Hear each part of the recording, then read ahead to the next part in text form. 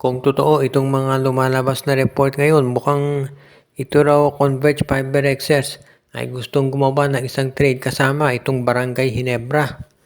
Dahil ngayon itong Converge, alam na nila na mukhang medyo malabo na raw talagang pumirma itong si Mikey Williams dito sa kanilang lineup. Kaya nga baka sakali ito ang i-trade nila dito sa Barangay Hinebra at ang kukunin nilang kapalit ay itong si Jeremiah Gray, si Isaac Go at baka isama itong si Ben Adamos.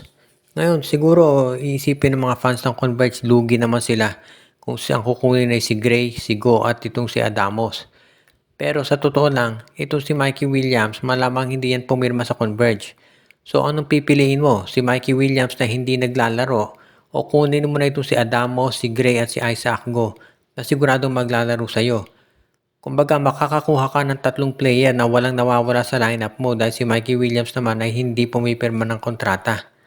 Kaya nga dito natin masasabi na pwedeng-pwede ito para dito sa Converge Fiber Xers. Magaling na scorer si Jeremiah Gray, kulang lamang sa minuto. At pagdating naman dito kay Gray at kay Go at kay Adamos, kailangan lang ng mga yan ng playing time para mabigyan sila ng kumpiyansa. Kaya sinasiguro natin na magiging okay talaga itong trade na yan.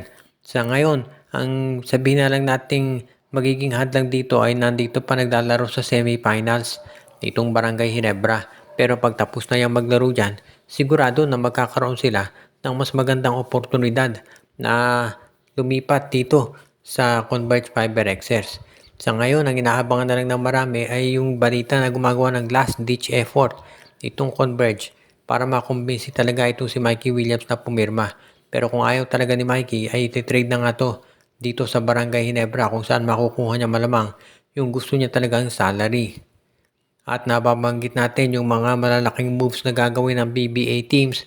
Mukhang ito raw Blackwater Bossing ay ready na gumawa ng isang malaking move kung saan ready na raw nilang ilagay sa trading block itong si Cedric Fairfield. Ang balita kasi mukhang ito raw si Fairfield hindi na masaya dito sa Blackwater at ready na rin ang Blackwater na i-trade ito. Yun nga lang hindi naman sigurado na sa TNT ito babagsak kasi napunta na sa TNT Tropang Giga itong si Jordan Hedding at ang balita nga baka si Robert Bolick dyan din mapunta. Siyempre kung nandyan na si Hedding, si Bolick at itong si Jason Castro at si Ring ng Batak, hindi mo na pwedeng isiksik pa dyan itong si Cedric Fairfield. Kaya nga malamang itong si Fairfield mapunta yan either sa Meralco o sa NLEX. Pwedeng maging kapalit ni Fairfield yung mga bench players ng Meralco at NLEX dahil alam natin ganyan naman talaga ang kalakaran kapag itong Blackwater na nagtitrade dito sa MVP Group. Kaya ito magiging maganda to para dito sa Meralco kung sakasakaling makuha nila si Fairfield. Pwede na silang tandem ni Chris Newsome. O kaya naman kung si Robert Bolick ay mawawala sa NLEX at mapupunta sa TNT, pwede naman na siya ngayon ang maging bagong point guard ng NLEX Road Warriors.